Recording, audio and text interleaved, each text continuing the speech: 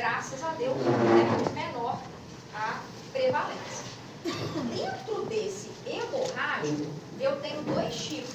Dentro do AVCH, eu tenho dois tipos. Um, que é um sangramento dentro do parênquima cerebral, tá? Lá no meio do cérebro, que a gente chama de hemorragia intracerebral ou hemorragia ou hematoma intraparenquimatoso.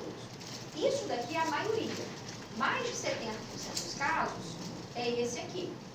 E o segundo é quando o sangramento é na periferia do cérebro, o espaço subaracnoide, que é a hemorragia subaracnoide, que é a HSA, que é mais ou menos uns 25, né, a 30% dos AVCs hemorrágicos, ok? Então eu tenho duas formas de apresentação, o intraparenquimatoso e o subaracnoide, que é periférico, tá? Então vamos falar sobre o intraparenquimatoso primeiro. O intraparenquimatoso é aquele AVC do paciente hipertenso. Tanto que ele é muito mais frequente em pacientes que não têm acesso ao médico, numa classe social mais difícil, que não tem um controle efetivo. É muito comum em homem negro, que tem aquelas hipertensões mais resistentes, mais severas, de difícil controle. Então isso é basicamente a causa principal, tá? Tem outras causas menos frequentes, né? Então a gente sabe que o consumo de álcool excessivo, até porque altera a coagulação, apesar do álcool não ser um fator de risco para a doença aterosclerótica, para a formação de placa, para infarto, então ele é um fator de risco para AVC, tanto isquêmico quanto hemorrágico, tá? Então, o álcool, drogas como cocaína, que também predispõe a infarto, né? Neoplasias, então, e uso de medicações que alteram a coagulação. Então, se o paciente usa antiagregante plaquetário, né? AS, clopidogrel, ticagrelor, prasugrel, isso predispõe, e os anticoagulantes. Tanto os anticoagulantes orais, que são antagonistas da vitamina K, que é a varfarina, o Arevan, quanto os anticoagulantes diretos, né?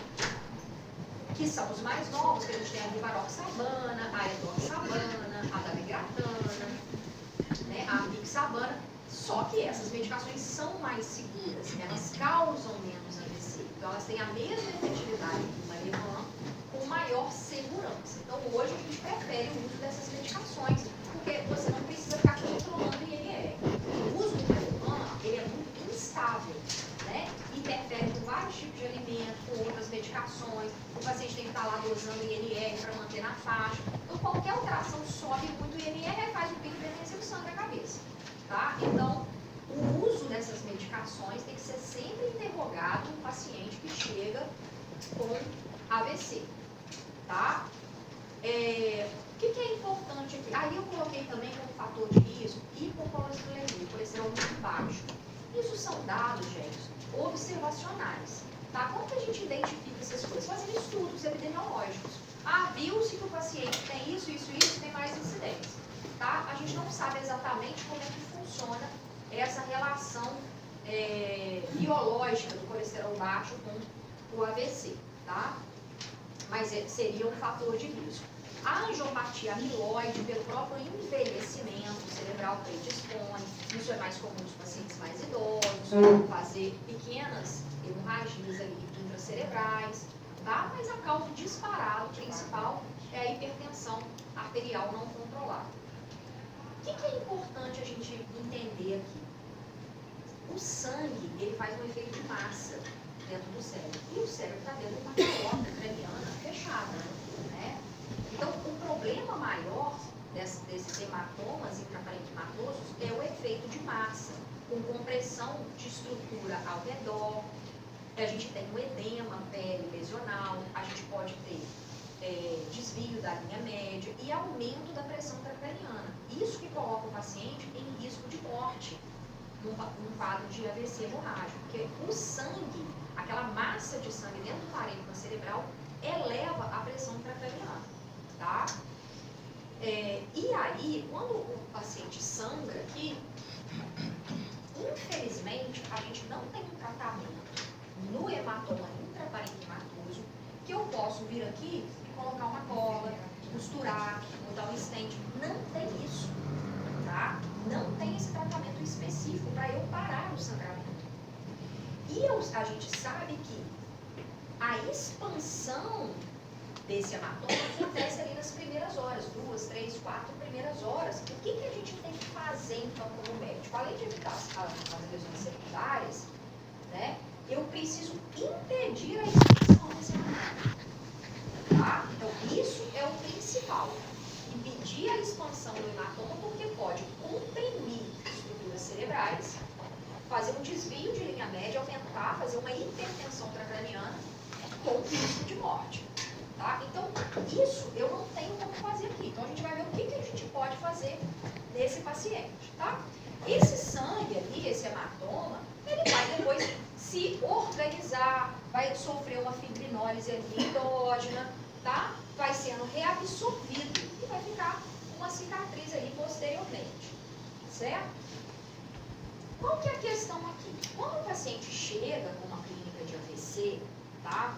Claro que assim, o AVC hemorrágico, ele geralmente, o paciente evolui com queda do Glasgow, com rebaixamento de consciência, você tem mais quadros de cefaleia, de crise compulsiva, mas o paciente pode abrir um quadro com déficit focal de hemiplegia, hemiparesia, afasia. Não dá pela clínica para você saber se você é isquêmico ou hemorrágico, tá, gente? Não tem condição. Você precisa de tomografia para poder conduzir AVC. Infelizmente, e tomografia não é igual ao eletro que você tem que ter uma ambulância. Esse paciente vai precisar de tomografia. Não tem como. Tomografia simples de crânio. É suficiente? É. É o que você precisa na emergência. O que você está procurando? Sangue. A gente viu que o paciente que tem AVC isquêmico, o que a gente precisa fazer para tratar o AVC isquêmico? A gente precisa fazer reperfusão. Reperfusão. Essa reperfusão, eu tenho duas formas de fazer. Química, né? Com fibrinolítico. Ou mecânica, né? Ou mecânica. Fazendo uma trombectomia, colocando um stent, fazendo uma angioplastia. Então, eu tenho essas duas formas aqui de reperfundir. O que eu preciso para o paciente ser elegível para a reperfusão? Eu preciso que ele tenha clínica de AVC, né? E que tenha um NaH lá, que a gente viu que se for um AVC muito pequeno a gente não vai fazer, então o NaH pelo menos aí acima de 5, claro, de forma geral. Você vai individualizar, como eu falei. Às vezes o paciente tem uma profissão que aquela mínima coisa que ele perdeu vai ser muito impactante, aí tudo bem. Mas assim, você tem que ter um AVC, uma clínica de AVC, você tem que ter um delta-T de até 4 horas e meia do evento, você tem que ter uma tomografia sem sangue e você não pode ter contraindicação absoluta. Preencheu isso tudo, bom, ele pode fazer fibrinólise. Se ele tem contraindicação à fibrinólise, se passou de 4 horas e meia, você pode avaliar a reperfusão mecânica, que a gente está autorizado a fazer em 16 e tem até estudo brasileiro já, pode fazer até em 24 horas. Inclusive a terapia mecânica, claro, você precisa estar num centro que tem, né? Precisa ter lá a hemodinâmica para fazer arteriografia, com a neuroendovascular e tal, mas até que o SUS faz. Então você tem essas duas opções de um tratamento que vai resolver, que vai reperfundir aquela área. Para quê? Para você limitar esse AVC ao core isquêmico e salvar a área de penumbra. Se não, isso se eu não fizer reperfusão, vai expandir para a área de penumbra aqui. E o prognóstico do paciente diminui pouco.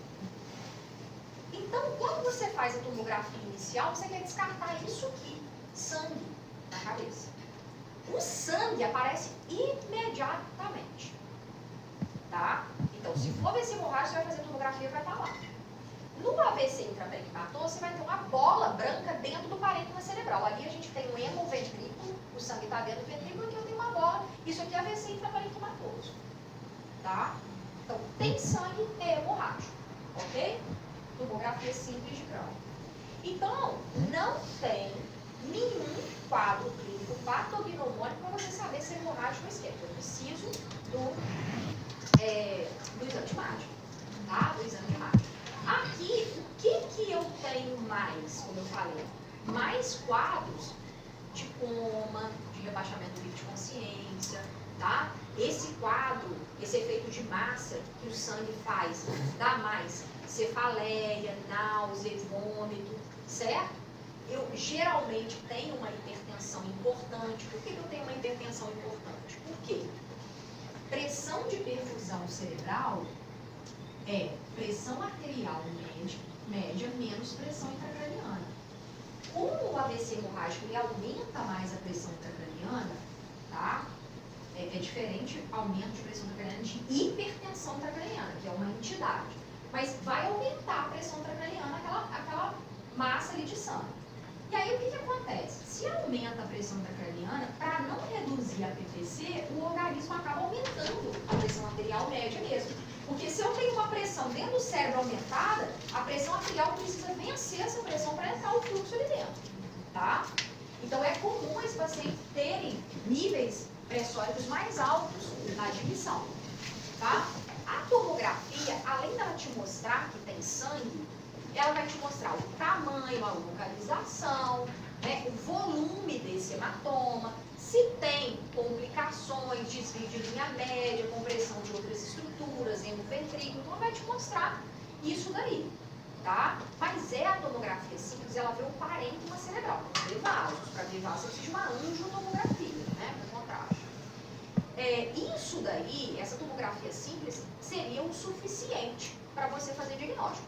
Claro que se você quiser fazer uma investigação da causa, o AVC, ele é uma síndrome clínica, um conjunto de sinais e sintomas, que podem acontecer em diversas etiologias, doenças. A hipertensão, essa é a causa do AVC.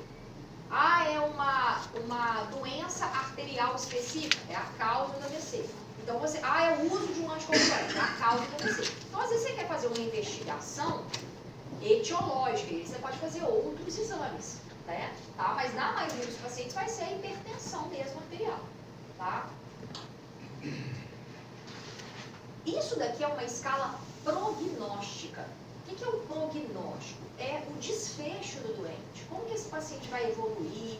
Que grau de... que chance de morte ou de limitação funcional que ele vai ter depois desse evento e tal.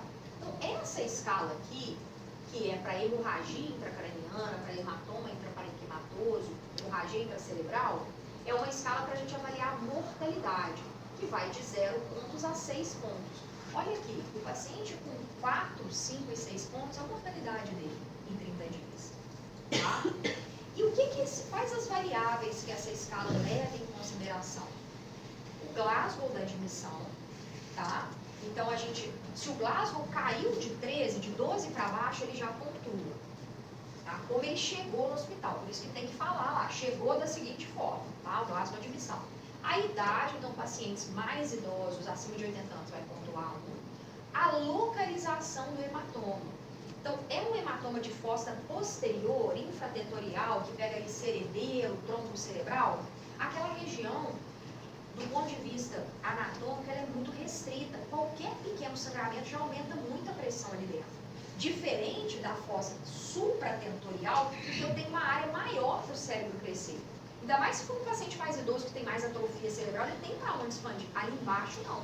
Qualquer expansão já faz hipertensão intracraniana e pode fazer reação e morte. Então, o paciente vai pontuar se for intratentorial, tá? O volume do hematoma. Então, um hematoma acima de 30 ml, a neurocirurgia já tem que estar avisada, tá? Que pode complicar, que pode ter que drenar e tal. Isso eu vou mostrar para vocês como que calcula. Se tem sangramento nos ventrículos laterais, terceiro, quarto ventrículo, se tem hemoventrículo, também pontua. Você vai somar isso aí, quanto maior o número de pontos, maior a mortalidade desse paciente. Para calcular o volume, é na tomografia simples mesmo, tá? Você vai colocar o eixo mais longo, longitudinal e perpendicular, em centímetros, vai medir centímetros aqui, e para profundidade, você vai ver os cortes, quantos cortes está presente o hematoma, vai calcular em centímetros para estimar aquele volume, tá? Geralmente cada corte é meio centímetro, então você vai colocar ali para estimar se tem mais ou menos de 30 ml. certo? Por que eu estou falando isso? Porque normalmente, gente, não vai ter radiologista na emergência.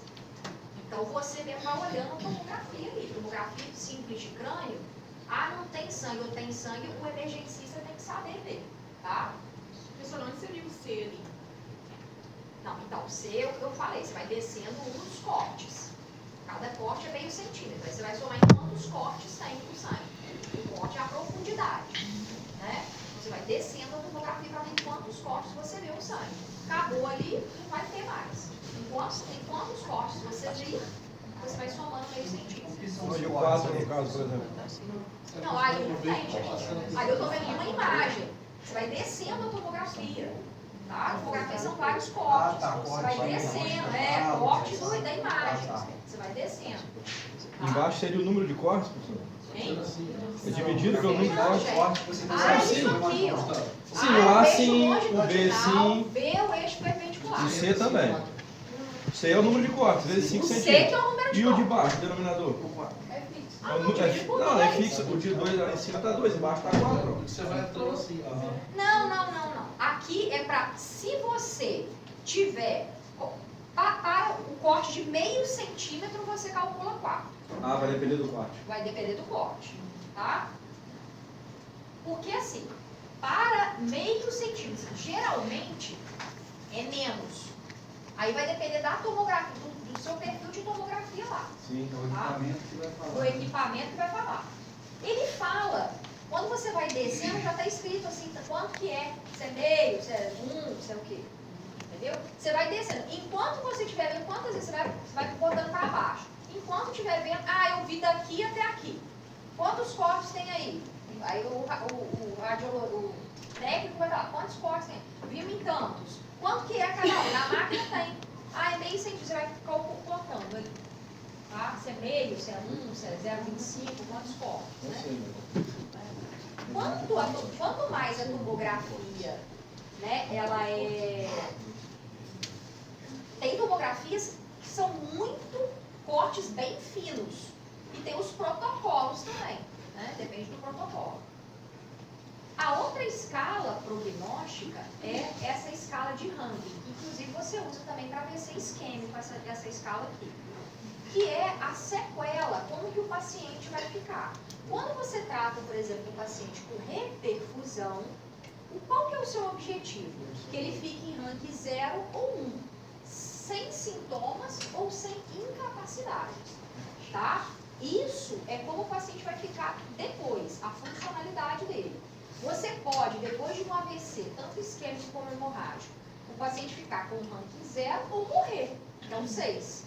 Quanto maior o número na escala de Rankin, maior a incapacidade que esse paciente vai ficar. Quando a gente faz o tratamento do AVC, o nosso objetivo é o quê? Um Rankin baixo, tá? Uma menor incapacidade, uma menor dependência, tá? Então, o paciente Rankin 5, ele não morreu, mas ele está na cama, requer cuidado de terceiros, tá? Isso daqui é um outro sinal prognóstico. Mas isso daqui não dá para ser na tomografia simples de crânio. Eu estou mostrando para vocês só para ilustração. Vocês saberem que tem isso, esse sinal. Chama spot sign. É um sinal que precisa ter contraste. Então, é uma angiotomografia. A angiotomografia vai entrar contraste dentro do vaso. E aí, o que vai acontecer? Se extravasar, aqui é a tomografia antes de ser feito o contraste. Aqui é a tomografia depois do contraste. Olha como tem um extravasamento de contraste vai cá. Isso aqui é o extravasamento do contraste. Isso me mostra o quê? Que o paciente está sangrando ainda. Então, que esse hematoma tem chance de expansão nas próximas horas. Tá? Às vezes, quando o paciente chega, você já não vê aquele extravasamento. Então, ele já está controlando aquela situação. Isso daqui, ó, são cortes, tá vendo? Esses cortes você vê na tomografia. É isso que você vê a profundidade do AVC. Tá vendo? Você vai cortando e vai vendo. Aqui já começou a não ter, aqui já não tem. Tá vendo? Mas isso é uma peça anatômica de uma autópsia. Tá? A hemorragia intraparenquimatosa. O que você tem para fazer, gente? Infelizmente, como eu falei, tem como colar, costurar, entrar com um negócio ali que você parar o sangramento. Porque quem que rompeu? A luz verdadeira do vaso. A artéria está aqui e rompeu aqui. Não tem como você fazer nada. O que você tem para fazer? Impedir a expansão do hematoma. Como que você vai fazer isso? Diminuindo a pressão dentro da artéria. A pressão arterial. Então, a principal conduta do AVC hemorrágico, lógico, além de todo aquele suporte, não deixar o paciente hipoxêmico, não deixar o paciente com febre, né? Não deixar o paciente hiperglicêmico, que piora o prognóstico, aumenta o sangramento. Além disso tudo, né, controle da pressão arterial. Aqui é uma situação que é aquilo, né? Você fica entre a cruz e a espada. Se você abaixa muito a pressão arterial média e o paciente tiver com uma pressão intracraniana maior, porque você não vai saber em todo mundo, que não é todo mundo vai estar com catéter de pique, né? Só o paciente que vai fazer uma intervenção, aí o neurocirurgião já vai deixar. Então, quando você abaixa a PAM, você tem que estar sempre atento, porque pode abaixar a pressão de perfusão cerebral se o paciente tiver uma pique mais alta. Só que, o que os estudos já mostraram? Então, o que a gente tem de evidência mais recente? O Interact 3, que é para deixar a pressão sistólica entre 130 e 140. Não abaixar de 130, não deixar menor que 130, mas tentar não subir de 140. Tá? Era uma pressão de 160, agora eles já viram que abaixar de 160 tem melhor prognóstico. Tá? Então deixar ali 150, 140, e o Interact 3 mostrou entre 130 e 140 tem melhor prognóstico. Esse paciente expande menos o hematoma sem comprometer perfusão. Tá? É isso que a gente tem de evidência mais recente. Obviamente, né? Como eu falei na outra aula, não tem como você fazer um captopril no paciente, um Lasix, um losartan. Isso a gente controla a pressão com drogas venosas, tituláveis, de infusão contínua. Você coloca a droga, 1 minuto que você mudou a dose, não, abaixou muito. Deixa eu diminuir a infusão, a pressão já sobe depois de 1 minuto. Não abaixou o suficiente, deixa eu aumentar a infusão, depois de 1 minuto ela já desce. Então, assim, drogas titulares. No exterior, nos Estados Unidos, a gente tem lá betalol, que é um tipo de beta-bloqueador. Aqui a gente tem o mitroprussiato, é o que a gente usa.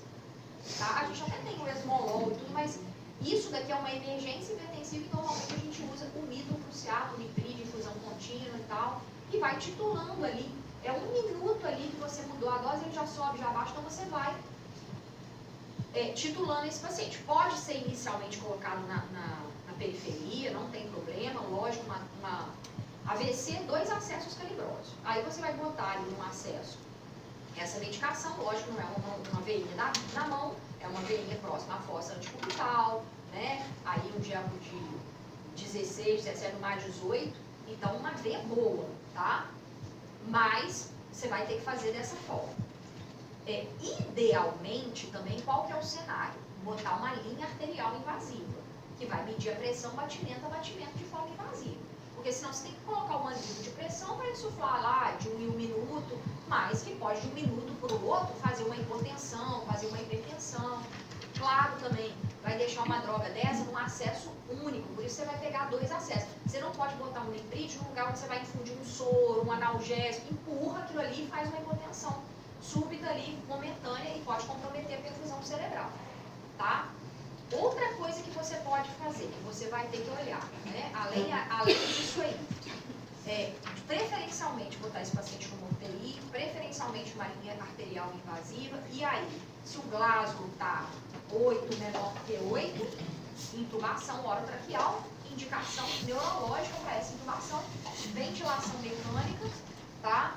Evitar hiperglicemia, evitar hipóxia, evitar febre, certo? E outra coisa, na anamnese dirigida, rápida, tem que saber se o paciente toma alguma coisa, né? Um antiagregante, um anticoagulante, alguma coisa. Se ele às vezes ele fez uma AVC hemorrágica dentro do hospital, estava usando uma heparina venosa ou uma heparina subcutânea.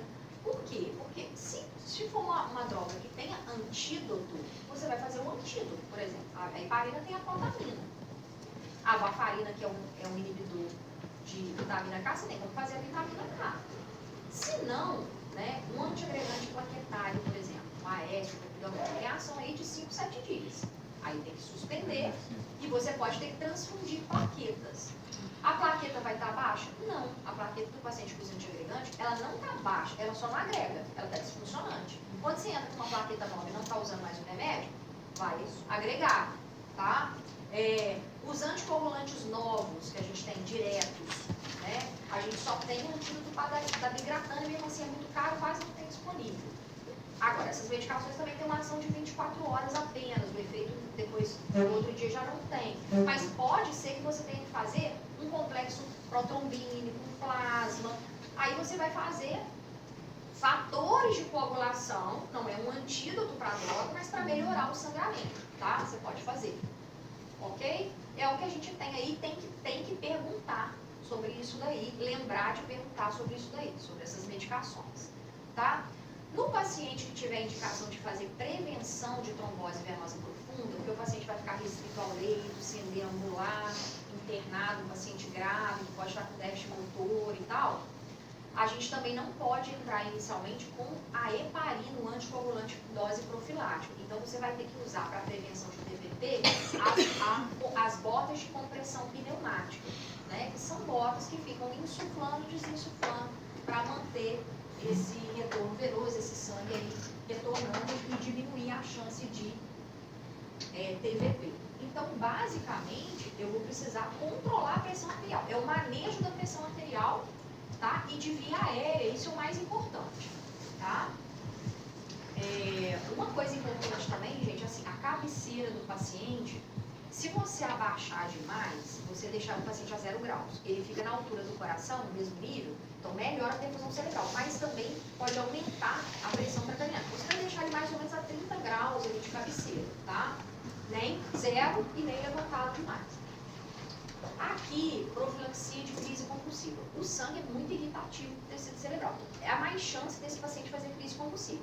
Mas, tá? Você, na maioria das vezes, assim como no AVC isquêmico, você não vai fazer profilaxia primária, né? O que é profilaxia primária? Eu fazer uma medicação para evitar o primeiro evento. Isso é uma profilaxia primária. O que é uma profilaxia secundária? O paciente já teve aquele problema, eu estou evitando uma segunda vez. A maioria dos pacientes vão precisar de profilaxia secundária. Eu só vou fazer anticonvulsivantes se ele convulsionar, tá? Só que como o sangue é mais irritativo, aqui eu vou fazer profilaxia primária se o paciente estiver com Glasgow menor do que 8, comatoso, ou se for uma hemorragia lobar, que pega um lobo inteiro, maior, tá? Que chega mais em córtex, irrita mais córtex cerebral. O restante, você vai fazer secundário, só se o paciente fizer uma primeira crise convulsiva. E esse paciente, inicialmente, vai fazer o anticonvulsivante venoso, depois ele vai para casa com o anticonvulsivante oral, mas vai ser desmamado e retirado aí, geralmente, depois de um mês, tá? Não vai precisar ficar usando anticonvulsivante, tá? Bom, o que a gente tem, então, a principal coisa que muda o prognóstico, porque, gente, olha só, a gente viu aqui essa escala de prognóstico, né? Isso aqui tem como eu mudar? Não, é o Glasgow que o paciente chegou. A idade tem como eu mudar? Não, é o Glasgow que o paciente chegou. O local do hematoma? Não tem como eu mudar, foi ali que sangrou. Se atingir o ventrículo ou não, não tem como eu mudar. Agora, volume do hematoma é onde eu posso atuar. Porque se eu controlo a pressão arterial, eu diminuo a expansão do hematoma, que acontece geralmente nas primeiras 2, 3, 4 horas. Tá? Então, isso aqui, o controle da pressão arterial é muito importante. Tá? Outra coisa que é discutível, né? Discutível é, e se eu reduzir esse volume com uma cirurgia, por exemplo, drenando, evacuando o hematoma, né? Isso cada vez é menos feito, sabe? Sabe? Entendeu? Se você vai drenar esse hematoma ou não, isso é individualizado. Hematomas com volume maior que 30 ml, a neurocirurgia tem que estar avisada desse paciente. Quem que é o paciente de maior risco? O que você está evitando aqui, principalmente? Hipertensão intracraniana, tá? hipertensão intracraniana com risco de morte. Então, o paciente que tem um sangramento infratentorial, uma hemorragia, por exemplo, no cerebelo, com mais de 15 ml de sangue no cerebelo, já tem indicação de abordagem, tá? Ou um paciente com uma hemorragia cerebelar, mas que está caindo o Glasgow, piorando o neurológico, também você vai pensar em abordar, tá? Ou um paciente com hemorragia infratentorial com hidrocefalia, porque está pegando ali terceiro, quarto ventrículo. Esses pacientes você vai chamar o neurocirurgião para ele avaliar a drenagem desse hematoma, tá? Então, eles furam ali e drenam. Agora, quem não tem indicação, porque aí assim, essa hemorragia infratentorial, volume, paciente piorando ou hidrocefalia, tem indicação. A supratentorial vai ter que avaliar, porque não muda mortalidade. Esse desfecho de vai diminuir mortalidade, não se sabe, tá? Se esse paciente vai morrer menos ou ter um ranking melhor se fizer essa drenagem numa hemorragia espontânea, intraparenquimatosa, supratentorial. E quem que você não vai drenar? Pacientes que têm pequeno volume de hematoma, menos de 10 ml, com um déficit neurológico discreto, tá? Um Glasgow acima de 13, por exemplo, que nem pontua lá na escala. E do outro lado, o paciente moribundo, que é aquele paciente com hematoma muito grande, com Glasgow menor do que 5. Isso eles não vão abordar porque não vai lhe dar o prognóstico, não diminui a mortalidade desse paciente. Então, a pessoa que está bem, sangrou pouco, e o cara que sangrou muito, está muito mal, não vai drenar. Quem está no meio do caminho vai individualizar, exceto se for intratentorial de cerebelo, com mais de 15 ml, com queda do nível de consciência e com hidrocefalia, ele vai avaliar essa necessidade ou não de drenagem. Mas não tem na literatura dados que mostram que, tirando esse paciente, claro, né, se o cara está com hematoma que é no cerebelo, vai diminuir a mortalidade? Vai, porque você vai evitar a herniação. Mas nesses pacientes intermediários, supratentoriais, não tem dados de redução de mortalidade você diminuindo o hematoma por drenagem, tá? Agora, tem você impedindo o aumento do volume com a sua intervenção na pressão arterial. Isso tem, tá? Isso aqui é só para ilustrar para vocês que o paciente que fizer hipertensão intracraniana, então olha só, gente, a pique, ela vai subir um pouquinho, porque o sangue tem efeito de massa, ele é viscoso, então ele faz uma compressão ali e faz um efeito que aumenta a pressão intracraniana. Isso é um ponto. Outro ponto é uma entidade chamada hipertensão intracraniana, que tem risco muito elevado de morte de estruturas, de compressão de estruturas próximas, contralaterais e com piora do prognóstico e tal, né? Então, a hipertensão intracraniana, qual que é a definição dela? É uma pressão intracraniana acima de 22 milímetros de mercúrio, sustentável. Acima de 5 minutos, a hipertensão intracraniana, a pressão intracraniana está acima de 22. Isso eu só sei se o paciente tem um catéter de pique, mas ele tem clínica, né? Então, você está lá com o paciente, ele começa a piorar, a cair o Glasgow, ter muita dor de cabeça, ter náusea, vômito, né? Começa a elevar muita pressão, a baixar, porque ele vai elevando a pressão para tentar manter uma pressão de perfusão cerebral, para o sangue conseguir entrar para perfundir ali, já que a pressão intracraniana é um obstáculo para entrar, né? Começa a ficar isocórico, a pupila diferente, uma mais dilatada e a outra menos. Você faz um fundo de olho e tem papiledema, tá? Então, ele tem lesões. Você repete a tomografia, o negócio aumentou, está comprimindo, está empurrando linha média para o lado contralateral. Você pode suspeitar de hipertensão intracraniana sem ter um catéter de pique de pressão intracraniana instalado no paciente. É só que a definição de hipertensão intracraniana é uma pique acima de 22. Tá? Aí tem o que você vai fazer? Porque, eu vou ter que chamar o neurocirurgião para intervir? Não necessariamente. Aqui, por exemplo, ó, no nível 0, o paciente começou, o que você tem que fazer primeiro? Tá? Tem que decorar isso aqui? Não, não tem que decorar. Vocês têm que saber como que você, como clínico, vai agir, o que você pode fazer.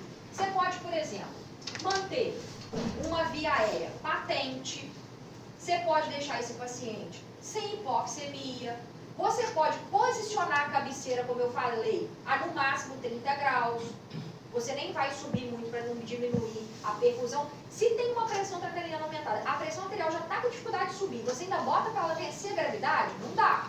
Mas ao mesmo tempo, se você descer demais, você pode piorar a pressão intracraniana. Então você vai deixar o paciente a 30 graus, você vai deixar a cabeça posicionada, não adianta o paciente ficar assim, comprimindo a carótida aqui para atrapalhar o fluxo, a cabeça posicionada medianamente. O que você pode fazer? Evitar hipertermia, evitar hiperglicemia e hipoglicemia. Você vai evitar fazer soluções hipotônicas. Esse paciente não pode ficar tomando soro glicosado, que é água pura. Por quê? Se você dá uma solução hipotônica, você vai diminuir a osmolaridade dentro do vaso. Aí a osmolaridade aqui vai ficar menor do que a no neurônio. Então a água vai passar daqui para dentro do neurônio e vai dar edema neuronal, piorando. Então não pode, é só solução isotônica ou até hipertônica, tá? Vai repetir a tomografia, o exame de imagem para ver se expandiu, se tem mais alguma coisa. É isso que você pode fazer primeiramente, não é direto chamar a neurocirurgia. Corticoide a gente só faz quando é um sangramento que tem um tumor, tá? Porque o tumor faz muito edema e tal, senão não vai fazer corticoide. Ah, isso daqui ainda não deu certo, o paciente ainda está com sinais clínicos de hipertensão intracraniana. Aí sim você pode entrar com uma solução hiperosmolar, por exemplo. Um manitol, um soro hipertônico, porque aí é o contrário, você vai aumentar a osmolaridade aqui e vai puxar a água do neurônio. Então vai diminuir um pouquinho. Claro que tudo isso, gente, é temporariamente. Enquanto você está falando, ó, eu vou repetir a tomografia, eu preciso de uma avaliação para ver se vai colocar uma PIC, para ver se vai fazer uma drenagem ou uma craniectomia, né? Porque uma coisa é uma drenagem, você fura lá o cérebro ou faz uma craniotomia, drena e fecha. Outra coisa é craniectomia, que é você tirar um pedaço da calota craniana para o cérebro ter para onde expandir. Pode ter que ser feito uma das duas coisas, tá? Então aqui no nível 1, o que você pode fazer? Uma terapia hiperosmolar, você pode fazer por um tempo curto, pequeno, tá? De no máximo 2 horas. Você pode hiperventilar o paciente, tá? Idealmente em centros que tem capnografia, que você consegue ver o CO2 expirado. Por quê? Porque quando você hiperventila, você faz uma hipocapnia, você abaixa o CO2, tá? Isso faz vasoconstrição. Se faz vasoconstrição, diminui a pressão craniana, mas pode fazer isquemia, né? Então é aquela coisa assim, isso daí são coisas de ponte. Está sendo resolvido uma coisa para operar. Enquanto isso, vai esperar ali 1, 2 horinhas para resolver tudo. Pode ser feito isso aí, tá? DVE, se o paciente... Então, o neurocirurgião pode colocar uma derivação ventricular externa para tirar líquor e diminuir a pressão intracraniana. Se já tiver com DVE, vai abrir a DVE para tirar ali uns 10 ml mais ou menos de líquor, tá? Os pacientes, gente, por exemplo, lá em Itaperuna e tal, que tem neurocirurgia, os pacientes que já chegam com AVC hemorrágico maior, eles já colocam um DVE, tá? A DVE mesmo, além de você drenar o líquido, você já mede a pressão intracraniana. Então a gente consegue já ter o paciente mais na mão, tá? E fazer alguma coisa que não seja só intervenção cirúrgica de, né, drenagem e craniectomia. Desculpa, tá? professor, DVE é derivação ventricular externa. Você bota o catéter aberto numa bolsinha, tá? Porque você tem derivação ventricular no peritônio, né? DVP. Então o paciente tem paciente que tem hidrocefalia e precisa ficar drenando aquele líquido. Isso não, é uma DVE, uma derivação do ventrículo para o meio externo. Fica o paciente saindo mesmo, um equívocozinho aqui, ó, com uma bolsinha. Tá? Aí você sobe a bolsinha, desce a bolsinha, quando você desce, sai mais, abre, fecha, tá? Se você conseguiu controlar aqui a PIC, ótimo. Se não, você vai precisar chamar o neurocirurgião, vai precisar ir subindo de nível. Vai precisar Aí depois, o que você pode fazer aqui? Já elevar o sódio, tá? Para puxar mais líquido no nível 2, sedar bem o paciente, tá? Para poder descansar esse cérebro, diminuir o metabolismo cerebral, fazer um analgésico potente, fazer uma sedação mais potente e tal. E no último nível, é você fazer hipotermia e coma barbitúrico mesmo, tá? Descansar, desligar esse cérebro. Agora, em todos esses níveis, a neurocirurgia tem que estar avaliando o momento de entrar. Isso aqui você vai subindo, porque não tem como intervir, não tem uma equipe de neurocirurgia para fazer aí naquele momento uma drenagem desse hematoma, tá? Mas basicamente na hemorragia intraparenquimatosa, além de você evitar a lesão secundária, o que você tem para fazer? Controle de pressão arterial e vigiar o doente, tá? É o que você tem para fazer. Não tem como costurar, colar, fazer nada. Agora, você tem o outro tipo de AVC hemorrágico, que é em menor quantidade, uns 25% a 30%, que é a hemorragia subaracnoide, em que há um sangramento da superfície cerebral do espaço subaracnoide, tá? Enquanto na hemorragia intraparenquimatosa é hipertensão, aqui é ruptura de aneurisma, tá? O aneurisma é uma dilatação saccular, né? Então eu tenho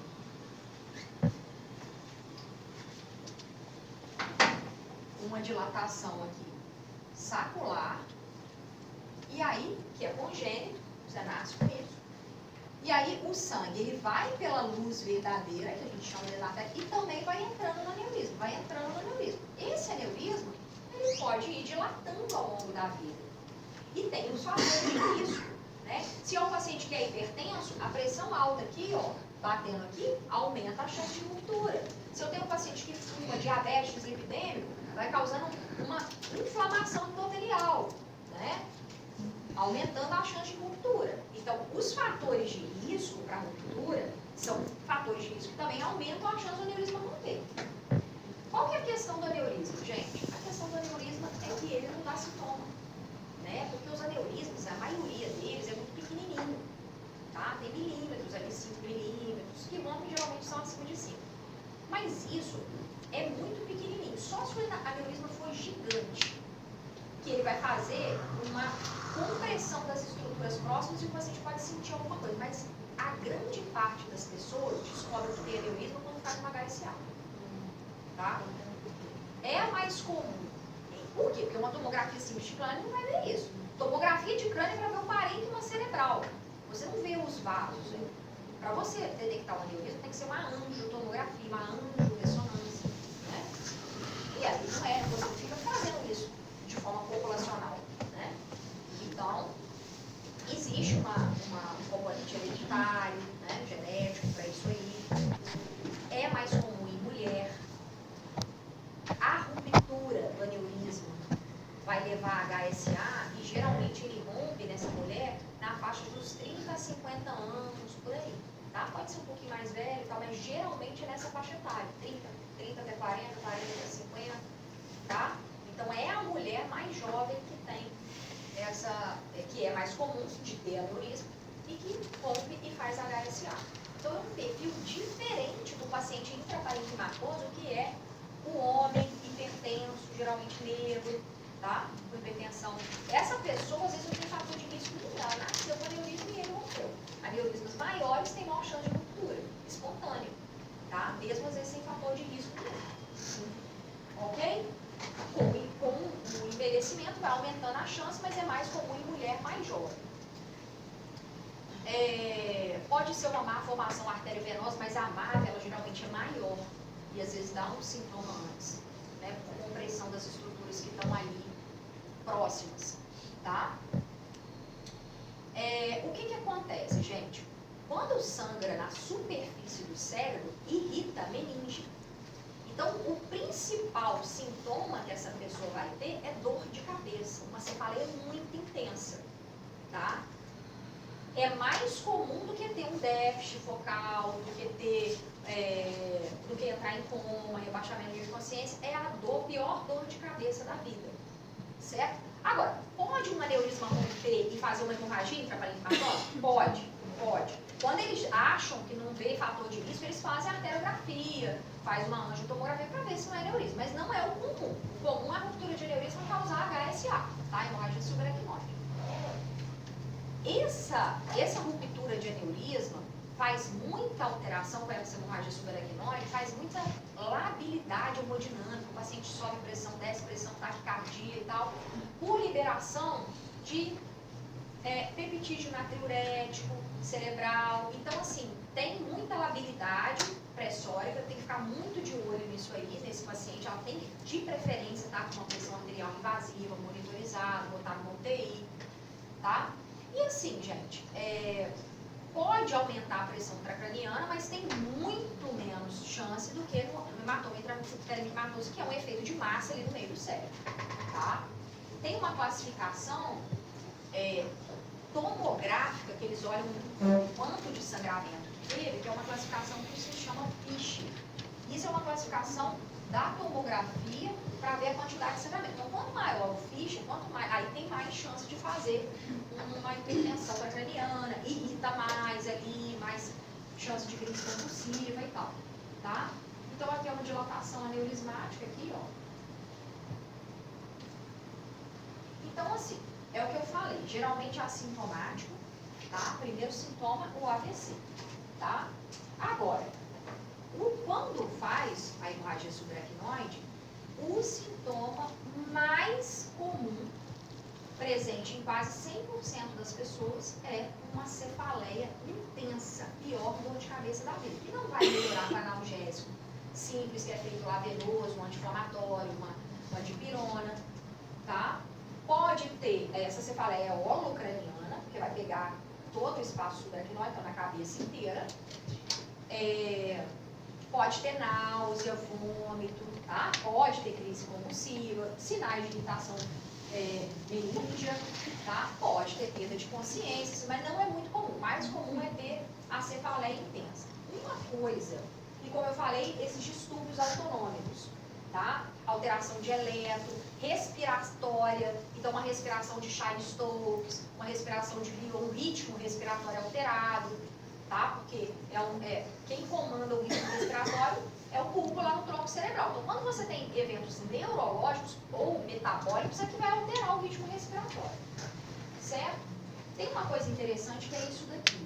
Até 40% dos pacientes fazem uma coisa que a gente chama de hemorragia sentinela, que é antes do aneurisma romper totalmente, fazer aquela hemorragia subaracnoide, ele dá uma sangradinha próxima ali, tá? De onde ele está localizado. E o paciente começa a fazer uma dor de cabeça, mas que melhora, que cede com a analgesia. Então, uma mulher, e claro, né, gente, não dá para toda mulher que chega lá com dor de cabeça, numa emergência, você vai pedir tomografia, angiografia, não tem jeito. Mas, assim, tem que prestar atenção nisso, porque a pessoa começou, não, eu não tenho dor de cabeça, eu não tenho enxaqueca, eu não tenho cefaleia, vai uma vez, melhora, volta lá, porque isso pode anteceder em semanas o evento índice, que é o do sangramento mesmo. Então, tem que prestar atenção nisso aí. Nossa, teve um dia que chegou uma menina jovem lá, com morte encefálica já no hospital, ela já tinha ido várias vezes lá, com muita dor de cabeça, muita dor de cabeça. Pede uma tomografia, gente. Melhor uma tomografia branca, limpa no lixo do que uma pessoa, entendeu? Pede lá, a pessoa tá melhor, pede uma tomografia simples, é um negócio que é amplamente disponível, não é caro, é barato. Vai lá, faz uma tomografia em 5 minutos, volta, entendeu? Porque já pode ter sangramento ali, tá? Porque o paciente já sangrou um pouquinho, mas ainda não fez aquele evento todo. Então, essa hemorragia sentinela, até 40% dos pacientes têm. Pode ter crise convulsiva, né? E o diagnóstico é ATC simples de crânio. Você vai ver aquela coisa hiperdensa, branca, só que na periferia do cérebro, e não uma bola branca ali no meio, tá? Quando tem HSA, você já sabe que a principal coisa é aneurisma, tá? Então, assim, no local que tem já a hemodinâmica, este paciente é encaminhado para a arteriografia cerebral para já localizar esse aneurisma e tratar, tá? Porque aí, gente, a gente tem duas possibilidades aqui, tá? Você tem uma dilatação sacrolar. Você tem duas possibilidades. Se você está num centro terciário que tem uma neuroendovascular, intervencionista, o que eles fazem? Eles fazem a arteriografia. Eles localizam o aneurisma que está sangrando, porque às vezes a pessoa tem mais de um, tá? Eles vão localizar lá o aneurisma culpado pela HSA, que ele está entupido. Eles vão lá, entram umas molinhas, que a gente chama de coil, umas molinhas, colocam as molinhas aqui, soltam elas, elas vão preencher esse aneurisma, tá? Aí o sangue vai passar só pela luz verdadeira, vai secar esse aneurisma, murchar ele. Como o sangramento, a ruptura é aqui, vai parar de sangrar. E vai resolver definitivamente o problema.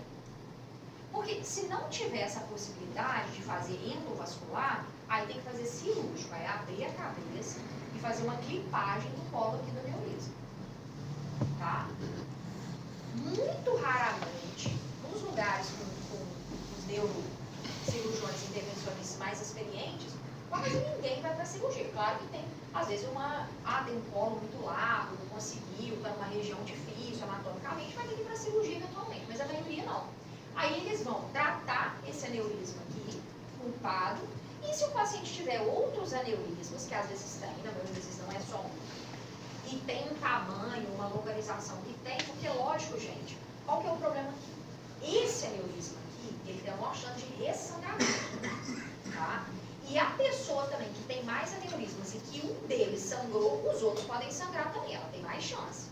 Então eles programam para depois a pessoa voltar eletivamente para tratar os outros, tá? Normalmente faz isso.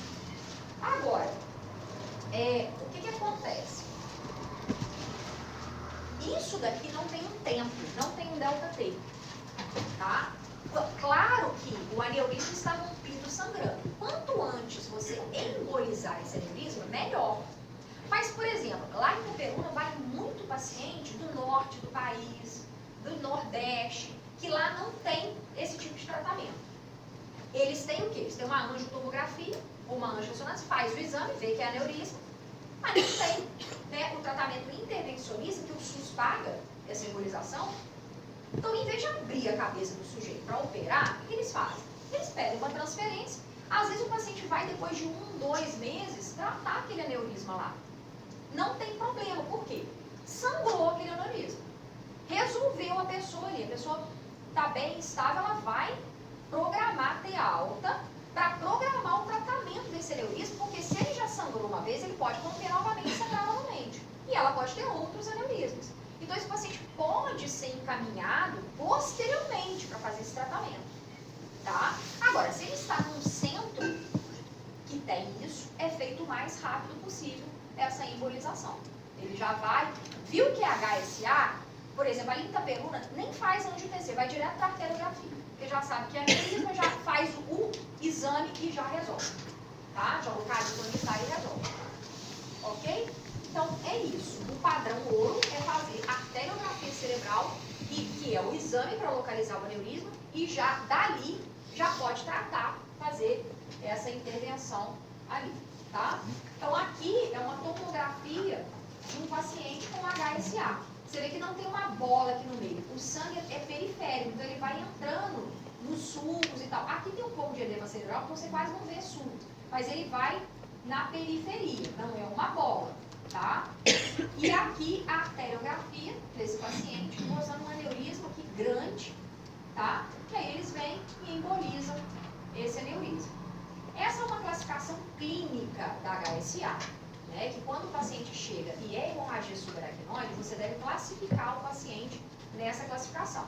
Então, a classificação de Fischer é uma classificação tomográfica. A de Hunt-Hess é uma classificação clínica. Quem é o paciente Hunt-Hess 0? É o paciente assintomático, que descobriu que tem um aneurisma. Esse é o Hunt-Hess 0, ele não sangrou, tá? Foi um achado. Quem que é o paciente Hunt-Hess 1?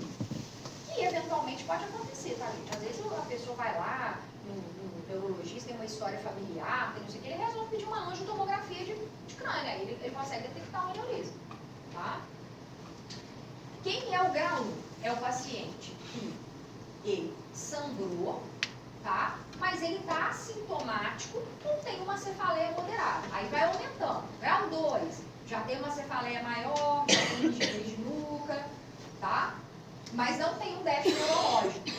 Grau 3, já tem déficit neurológico, já pode estar queda de nível de consciência, sonolência ou confusão mental aguda, tá? Grau 4, já tem, aí grau 4 igual ao grau 5, já é um paciente que está entrando em coma, já tem um Glasgow menor do que 8, já tem sinais de descerebração ou decorticação, já é um paciente grave, tá? Hemorragia subaracnoide é um negócio que pode ser muito grave. Agora, o que você vai fazer também? A mesma coisa, UTI, proteção de vias aéreas, né? Evitar hipoxemia, evitar hiperglicemia, evitar hipertermia, tudo isso causa lesão neurológica secundária. Aqui, o que acontece em relação ao manejo da pressão? Manejo de pressão, gente, no AVC hemorrágico não é igual no isquêmico. No isquêmico é muito bem definido. AVC isquêmico a pessoa vai fazer fibrinólise, ele é candidato a fibrinólise. Quem é o candidato? Clínica de AVC, TC sem sangue, menor que 4 horas e meia e sem contraindicação absoluta. Esse vai. Esse que vai, eu tenho que manter uma pressão arterial sistólica menor que 185 e uma pressão arterial diastólica menor que 110. Sendo que durante a infusão do fibrinolítico, eu diminuo mais 5 aqui. Então, vai ser 180 a 105. E o cara que não é candidato a fibrinólise? Não é candidato a fibrinólise. Porque ele tem contraindicação, porque já passou de 4 horas e meia, etc. e tal. Esse que não vai fazer fibrinólise, que pode até ir fazer uma mecânica, uma trombectomia, uma angioplastia, você não precisa fazer isso. Você só precisa fazer isso porque o fibrinolítico, a complicação dele é sangramento. Se a pressão estiver muito alta, aumenta a chance de sangramento. Quem não vai fazer fibrinolítico, você só vai baixar a pressão se ela tiver maior do que 220 de sistólica e de diastólica 120. Bom, isso está bem definido. Agora, na hemorragia está menos definido. A gente usa muito mais a pressão sistólica e, como eu falei, hipertensão intracraniana, 130 a 140 é a evidência mais recente que a gente tem. E HSA? HSA tem uma questão. Qual que é a principal coisa que complica nesse paciente com HSA? Não é hipertensão intracraniana, é vasoespasmo. O vasoespasmo é isso daqui. Sangrou aqui o aneurisma. Esse sangramento vai irritar os vasos próximos. E aí o vaso faz uma diminuição na vasoconstrição, que é o vasoespasmo, porque o sangue é irritativo. Então vai diminuir o calibre e fazer isquemia no território mais acima, mais à frente. Então, a principal coisa que faz com que esse paciente da HSA morra, aquele que não chegou muito ruim, é o vasoespasmo. E aí, se eu tenho uma vasoconstrição, e é comum, tá? Se eu tenho uma vasoconstrição, o que vai melhorar a isquemia aqui? Eu manter uma perfusão, que é dependente de pressão arterial para cá. Então, o que acontece no paciente que tem aneurisma cerebral? O vasoespasmo, gente, ele acontece do 4º ao 21º dia, mas ele é mais comum lá no 7º dia, por aí. Então é aquela pessoa que foi tudo bem, já embolizou o aneurisma, tá? De repente começa a piorar. Faz um déficit motor focal, faz uma afasia, começa a piorar a cefaleia, começa a rebaixar o nível de consciência. Ué, uma semana já do evento, vasoespasmo. Então essa é a principal coisa que faz com que o prognóstico seja adverso depois do paciente na fase aguda, tá? E assim, vasoespasmo clinicamente detectável, quer dizer, a pessoa vai fazer sintoma, é 30% a 40%. Um pouquinho de vasoconstrição, que às vezes não faz um sintoma de isquemia, é quase todo mundo. Então, 40% das pessoas, uma semana, vai fazer alguma clínica de piora. Aparecer um déficit motor focal, babá. Então, o que a gente faz? Né? No paciente que tratou já o aneurisma, é mais fácil, porque o que mais melhora isso aqui é deixar a pressão mais alta, tá? Então, se o paciente já tratou o aneurisma, ele não está mais com aquele aneurisma sangrando, porque ele já embolizou, por exemplo, eu faço hipertensão arterial. Inclusive colocando droga vasopressora, manter a pressão acima de 16. Agora, se ele não tratou o aneurisma, que eu faço? Aqui eu não preciso abaixar a pressão igual na hipertensão craniana, na hemorragia intraparenquimatosa ou intracerebral, que eu mantenho 13, 14. Aqui eu vou manter uma PAS menor que 16, menor que 160. Mas se ele tiver tratado o aneurisma, eu deixo mais alta. Deixo mais alta. Tá? Deixo mais alta. Ah, mas ele tem outros aneurismas. Não tem problema, os outros estão íntegros. Não estão sangrando. Não tem problema, pode deixar. Tá? Mas o que você tem para fazer? Mais o que? Além dessa hipertensão, tá? Inclusive farmacologicamente induzida, com noradrenalina ou vasopressina. Nimodipina. Nimodipina é um vasodilatador cerebral, tá? Bloqueador de canal de cálcio. Comprimido. O comprimido é de 30 miligramas. Você dá 2 comprimidos de 4 em 4 horas. Diminui muito o vasoespasmo. Então, todo doente que chega com HSA, a gente entra com nimodipina. Não é para esperar ele fazer vasoespasmo, é para prevenir vasoespasmo. Isso é recomendação classe 1, nível de evidência A. Tá? O problema é que andou faltando aí nimodipina no mercado, nos hospitais e tal. Então, chegou, HSA faz parte da prescrição inicial da nimodipina. Mas é muito comum. Mas aí quando falta, faz o quê? Não, aí não tem substituto. Aí deixa o paciente. Aí não tem substituto. Felizmente. Nos hospitais tem, geralmente, pra gente fazer nessa fase inicial. Outra coisa que tem pra fazer, substituto para nimodipina não tem. Vai levar o paciente, no lugar igual ele está perguntando que tem intervenção, você leva, faz a arteriografia, olha onde é o vasoespasmo e faz uma angioplastia. Tá? Angioplastia, gente, é você entrar com um fio e fazer um balonamento. Você faz um balão expande o vaso. Você pode fazer angioplastia com stent ou sem stent. Às vezes você vai só balonar, vai abrir e melhorar a perfusão. Às vezes precisa deixar um stent ali, tá? Então eles vão decidir lá. Mas, além de fazer hipertensão, já tá com nifodipina e tal, o local tendo uma neurologia intervencionista, vai para a arteriografia de novo e vai abrir, porque aqui é o pior prognóstico da pessoa. Porque ela faz um AVC isquêmico. Ali, entendeu? Naquela região do vasoespasmo. Mas o que? A mesma coisa aqui. Crise convulsiva, tá? Que acontece em 25% das pessoas com HSA. Profilaxia secundária. Vai ver esse paciente, vai esperar a primeira crise. Só vai fazer profilaxia primária pacientes de alto risco. Não precisa decorar quem é alto risco, tá? Profilaxia primária na maioria de alto risco, secundária, a maioria primária só de alto risco. Que é um aneurisma cerebral médio, porque é um território muito grande, hemisférico ali, tá? O paciente que rompeu um aneurisma e tem um hematoma intraparenquimatoso também. Se a HSA for muito extensa, um Fischer muito alto, irrita muito o córtex cerebral, tá? Então, pegando a área de córtex, se tiver vasoespasmo pegando a área de córtex, hidrocefalia, então, algumas coisas assim que a gente, mas a maioria dos pacientes vai ser profilaxia secundária. Só se ele fizer uma crise convulsiva que vai entrar com anticonvulsivante, tá? E também vai usar um tempo, geralmente é um mês, vai desmamando, e depois ele vai embora com anticonvulsivante oral, aí o neurologista vai desmamando, tá? Antes de sangrar, você tem que tratar a pressão do paciente, não deixar ela passar de 160, tá? Mas depois que tratou o aneurisma, o que vai prevenir o vasoespasmo é deixar o paciente hipertenso, acima de 160, tá? Que aí não tem problema, já tratou, mesmo que ele tenha outro aneurisma, ok? Esse é o motivo de se fazer vasoespasmo. Isso aqui é uma foto também. Aqui eu só peguei aneurisma gigante, tá? Eu só peguei coisa grande. Esses aneurismas muito grandes costuma a pessoa fazer sintoma. Ela descobre porque começa a comprimir as estruturas laterais, aí ela faz um déficit motor, às vezes transitório, aí eles pedem aí pede uma angio-TC cerebral, uma angio-ressonância e descobre o aneurisma e aí programa de tratar. Porque isso é a chance de ruptura. Aneurismas maiores, a chance de ruptura é muito grande. Aí, né, aí você vai programar de tratar eletivamente. E essas pessoas que sangraram, normalmente tem outros também que ela vai precisar programar o sangramento.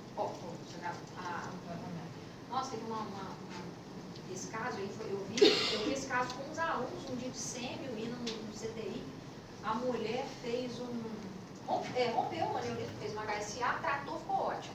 E ela tinha outros aneurismas, programaram de tratar. Aí a mulher, o médico falou, não, olha, você tem que emagrecer um pouco. Aí a mulher começou a fazer natação lá na academia, foi até uma amiga minha, que estava lá no dia, estava descendo da academia, lá em Itaperuna, a academia assim em cima, e embaixo a piscina, a mulher estava fazendo aula de natação. Fez uma crise compulsiva dentro da piscina. Parou. Aí ela estava descendo, essa amiga minha que é médica, então parou. O cara também foi super, o professor de natação, na mesma hora pulou, tirou ela, já começou as manobras e tal. Aí assim, ela voltou, mas aí tinha rompido um aneurisma que ela estava guardando